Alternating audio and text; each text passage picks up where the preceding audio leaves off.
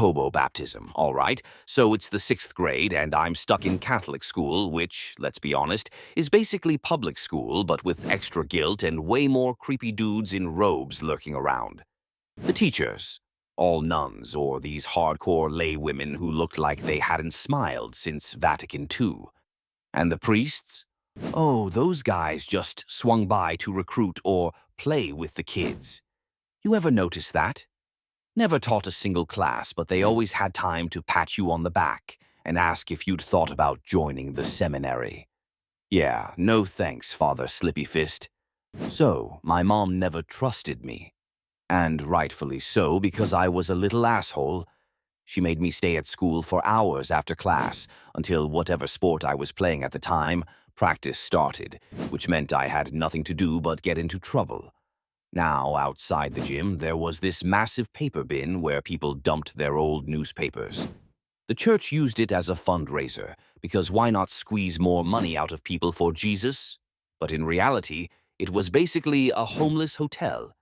And I mean that literally, because this one bum, Steve, used to live there.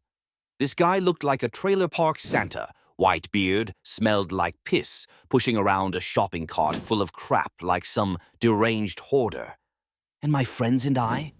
Yeah, we'd steal his shit or just move the cart down the block and watch him lose his fucking mind looking for it. Now, this paper bin wasn't just a makeshift bum house. It was also where all the neighborhood degenerates threw their old Playboys. I don't know who was dropping off stacks of sticky porno mags like they were donating to Goodwill, but every time you looked in there, it was a treasure trove of 80s bush. It was basically a pervert's recycling program. One day my buddy and I were helping clean up the gym kitchen after some church event, and we had this giant percolator of coffee, one of those old-school, industrial-sized beasts that had been plugged in all night. This shit wasn't just hot, it was boiling lava. So naturally, I got this genius idea. Let's dump it in the paper bin. Why? Because fuck Steve, that's why. We figured if we soaked the paper, he wouldn't be able to sleep there. That's right. I was out here running a goddamn homeless eviction squad at 12 years old. So we lugged this massive coffee pot up the stairs, huffing and puffing like we're carrying the Ark of the Covenant, and we just unleash hell into the bin. And just as we do it, boom, Steve fucking erupts out of that bin, like Satan himself getting kicked out of heaven. This motherfucker let out a scream that made my soul leave my body. It wasn't just a yell, it was some exorcist-level, blood-curdling, I have seen the face of God, and he has abandoned me type shit. His arms shoot up, papers go flying, sticky playboys scatter like doves at a funeral, and suddenly we're face to face with a soaking wet, caffeinated homeless demon. I have never run so fast in my life.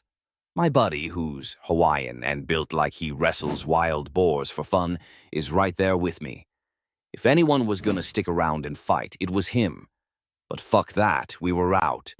We bolted back into the gym L, slammed the door shut, and just stood there, panting, laughing, and praying to whatever twisted Catholic god was up there that Steve didn't break in and strangle us with a moldy newspaper.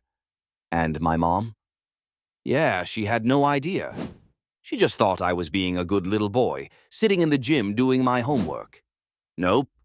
I was out there waterboarding hobos with Folgers. Catholic school, man. What a fucking time to be alive.